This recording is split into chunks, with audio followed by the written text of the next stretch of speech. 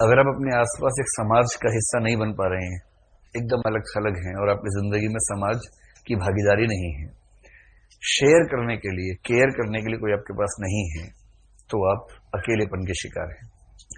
अपने काम से मन ऊब चुका है, अपने परिवार से मन ऊब चुका है, अपने शहर से, अपने परिवेश से मन ऊब चुका है, तो अजनबीपन है।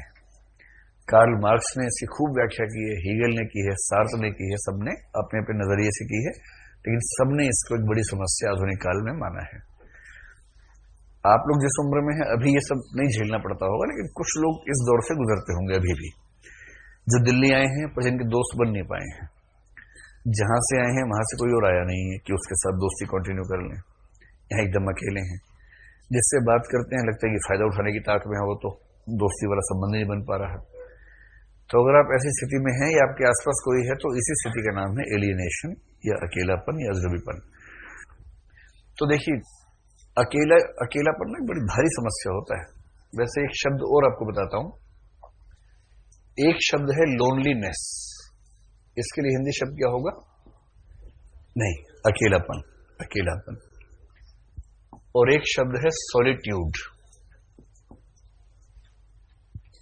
कई दार्शनिक बड़ी अच्छी बात कहते हैं कि जिंदगी जो है वो लोनलीनेस से सॉलिट्यूड की यात्रा है।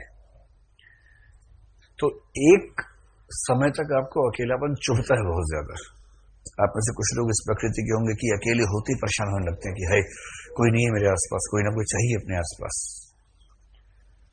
तो परेशान करे तो अकेलापन, आनंद आने लगे तो सॉलिट्यूड। सॉलिट्यूड का सही अनुवाद है एकांत। तो कभी कभी ऐसा भी होता है कि एकांत में मजा आने लगता है। वो तब होता है जब व्यक्ति खुद अपने आप से बढ़िया बातें करने लग जाए, खुद से ही संवाद करने लगे।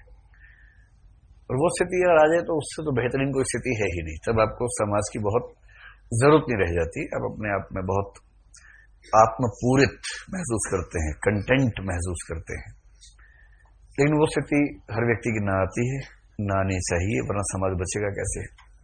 तो ये तो सामान्य सामाजिक व्यक्ति है जिसकी भूख है कि समाज में लोग उसके आसपास हों, प्यार मोहब्बत का रिश्ता हो, दोस्ती का रिश्ता हो, उसे ये भरोसा हो कि मेरे संकट में कोई ना कोई मुझे साथ देगा, मेरा साथ देगा। ये भरोसा कोई भी चाहता है, तो ये व्यक्ति भी चाहता है। तो चंद्र साहब कनॉट प्लेस में खड़े हैं, उनका मन कर रहा है कि किसी से मिलना जुलना हो जाए, कुछ बात तो हो, और ऐसी बात हो जहां भरोसा जमे, दोस्ती के स्तर पर बात हो, यूज करने के सेंस में ना हो। देख देख के थक गए, एक भी व्यक्ति परिचित नहीं है। जैसे मेट्रो में होता होगा आपके साथ, इतनी भीड़ है कि यहां से भी धक्का लग रहा है, वहां से भी धक्का लग रहा है, हर तरफ धक्का लग रहा है, लेकिन किसी को जानते नहीं, सब अनजाने लोग हैं। उसके बाद ढूंढते ढूंढते ढूंढते ढूंढते अचानक एक परिचित व्यक्ति मिला, आनंद नाम का। पर वो आनंद, आपके परिचितों में कुछ ऐसे होंगे जो हमेशा फायदा उठाने की ताक में रहते हैं, जिनको दोस्ती का एक भी उसूल नहीं पता है। वो हमेशा इस ताक में कि आज का जुगाड़ इससे हो जाए, बात का बाद में देखेंगे, छोड़ो भाड़ में जाए। तो उसने इससे पैसे मांग लिए कि चलो पीने का जुगाड़ करते हैं, चलो पीते हैं। वो उस लेवल का है जो हनी सिंह समझ लीजिए। अभी तो पार्टी शुरू हुई है, 4 बज गए हैं, लेकिन पार्टी अभी बाकी है। उधार में मिल जाए तो 4 बाग समझ लीजिए। 4 बागों ने बहुत स्पष्ट रूप से कहा है कि उधार लेके जो मिले पी जाओ।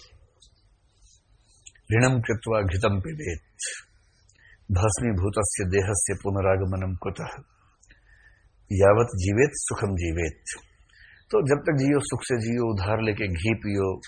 एक बार देह जल जाने के बाद कहां कुछ बचता है? कौन उधार मांगने आएगा उसके बाद?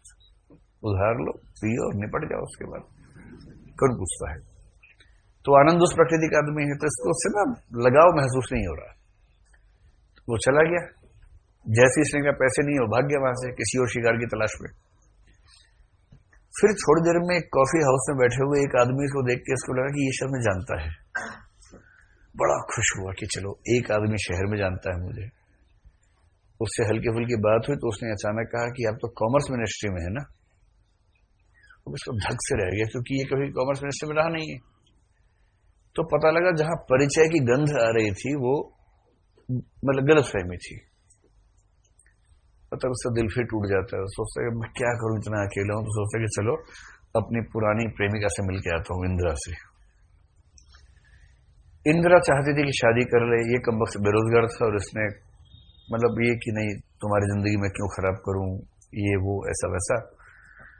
तो अंत में इसने कहा नहीं तुम शादी कहीं कर लो, मैं ऐसे तुम्हारी जिंदगी खराब क्यों करूंगा। तो उसने शादी कर ली। वो क्या करे, लड़कियों पर दबाव ज्यादा रहता है।